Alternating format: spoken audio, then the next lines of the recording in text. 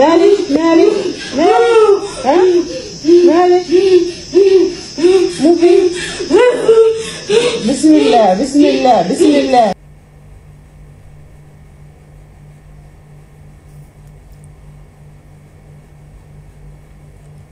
Egaa akkuma beekamu akkuma argitan obboleettii kana dhukkuba gaggabduu yookiin gaggabduu kan jedhamu ni beektu. Namoonni baay'een warroota hin beekneef sirriitti of eeggannoo gochuu qabdu. Warroonni dhukkuba gaggabduu waan akkanaa qabdan biyya namaa deemuun gaarii miti. Egaa gaggabduun kun dhugaa dubbachuu fi yeroo baay'ee balaa namarratti ni fida. Warreen beektan ni beektu, warreen hin beekne immoo sirriitti dhaggeeffadhaadha.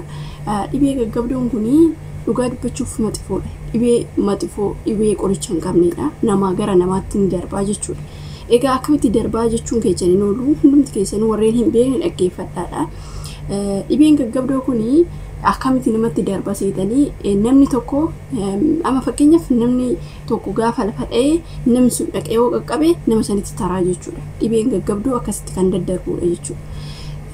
Ani waan inni irraan dhufullee hin beeku garuu immoo nama gaggabduu qabu gaafa namni sun lafa dha'ee ol fuutanii maal jettanii akkasitti namatti daddarbaa jechuudha.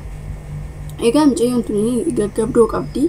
Gaggabduun kun ka dhugaa dubbachuu fi of nama hin beeksisu, abiddarratti illee lafaan nama dha'uu danda'a, bishaanitti illee nama gatuu danda'a, hin beekamu jechuudha. Namni dhibee gaggabduu qabu dhugaa dubbachuuf sirriitti of eeggannoo guddaa sirriitti.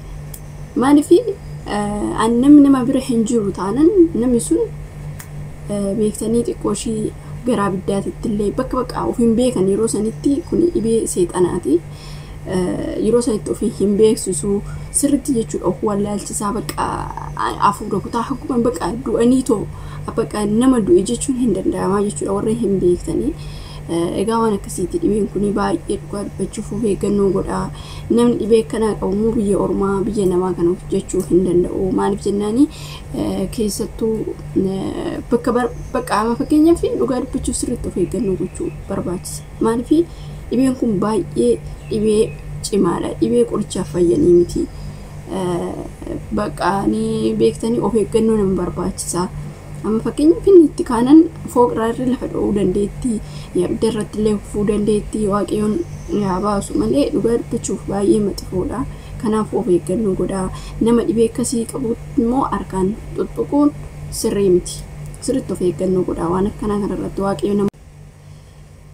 Egaa dhibeen kun baay'ee kan amma hin jedhamne dhibee waan lubbuu namaa eenyu jechuu danda'udha. Egaa namaarree gara namaatitti kan daddarbudha. Akkamitti daddarba? Akkuma isinitti mee namatti daddarba. Namni tokko nama qabe taanaan namatti daddarbuu danda'a. Dhibeen kun baay'ee maxifoodha. Egaa yeroo tokko maal seetanii akkamittiin dhibee kana sirriitti keessa isaa gadi fageenyaan baruu danda'e ani hin beeku jechuun nan dhagaa garuu dhibee gaggabduu kanatti namni qabu waan akkasii jechuu kana nan dhagaa. Harkaanuu nama tuqan garuu nama gara nama saniitti taruu ni danda'a gaafa jedhan nan dhagaa. Garuu immoo yeroo nan baradhu ture barumsa yeroo baradhu amma fakkeenyaaf ijoollee wayitii gisee ani jechuun kutaa gadaanaa baranne yeroo sanitti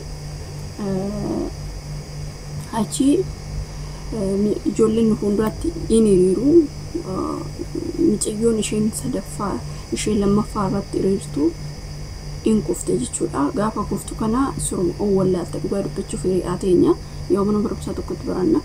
Isaan booda wallaaltee harkaan hin tuqinaa jedhamne mucattiin bakka dhugaa dubbachuuf naannoo daqiiqaa 10 yookaan daqiiqaa 30 wayii tokko wallaaluuf hin diddu bakka achumatti firfira jettee achumatti haftee ijoollee hin beekne garuu ol kaasanii harkaan hin tuqinaa jedhanii warri beekan jechuudha. Harkaan hin tuqinaa garuu kan beeku nama tuqee kun akkuma carraati.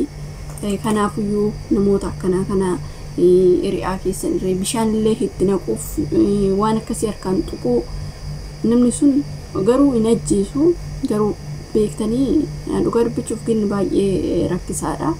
Waaqayyoon nama baraaru dhibee kanaafiyyuu of eeggannoo godhaa. Nama tokko gara nama tokkotti hin daddarba. Dhibeen kun dhibee daddarbuudha waan ta'eef kanaaf nama simbiratti kufee dhibee gaggabduu kana ta'e yoo beektan harkaan tuquun sirrii miti. Maaliif yoo dandeettan bishaan irree alaalatti naquun kadhannaa irree godhuufin waanuma jiru bin harkaan tuttuqxanii akkana qabdanii ofitti qabdanii maal goottaanan dhibee sun gara keessanitti taruu danda'a. Inni tara waan ta'eef hin daddaloo dhibee darbuudha waan ta'eef.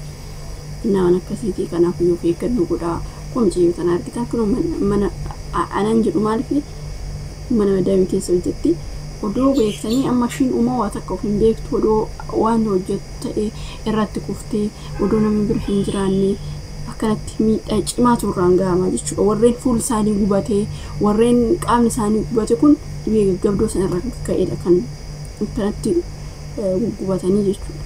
Dhugaa dubbachuuf inni abidda irratti si kuffisaa bishaan keessatti buusaa bakka waan inni sun godhee hin jiru gizeessa. Akkasii kanaafiyyuu of eeggannoo godhaa dhibee gaggabduu kana waaqayyo nama abaasu kun dhibee qoricha hin qabnedha. Yoo sabalaan kan fayyan ta'e tarii yoo waaqayyo nama fayyise isaan kan fayyan ta'e malee qorichisaa hin jiru qorichisaa hin argamu. Kanaafuu of eeggannoo godhaa. Inni immoo tureeti yeroo hunda doon taane tureeti kan namatti ka'u. Bakka barbaaddetti kaa bakka barbaaddetti akka barbaade bakka namni sun of hin beeku jechuudha yeroo sanitti. Kanaafuu mucattii sunillee baay'ee akka garaan nyaattee kuftee bakka baay'ee tokko dubbachuu fi ishiin of hin beekne amma daqiiqaa sanitti hanga kaatutti of hin beekne wallaaltee. Kanaafuu of eeggannoo cimaa godhaa isiniin jedha obboloota kooyi. Waaqayyoon ishee amaaru baay'ee takka dhugaa dubbachuuf na ajaa'ibsiiste. Wanti jedhan nama wallaalchisaa waaqayyoon ishee amaaru akka amantaa keessanitti kadhannaa godhaaf isiniin jedha. Isin immoo namoota akkanaatirraa fagaadhaa isiniin jechuun jaalladha. Maaliif dhibeen kun dhibee eenyudha? Nama barbaade waan taane yaa'u namni tokko kaawwa abidda irratti kufe namni sun tarii nama san baraaruudha jecha qabuun waan wajiru garuu immoo sin namoota akkanaatirraa fagaachuun barbaachisaadha. Maaliif dhibeen kun yoo qabamte dhibee qorichaan fayyitu mana yaala deemtee fayyitu osoo hin taane kun kassee qanaati waan ta'eef dhugaa dubbachuuf sabalaan irratti wanti itti fayyan qoricha hin jiru.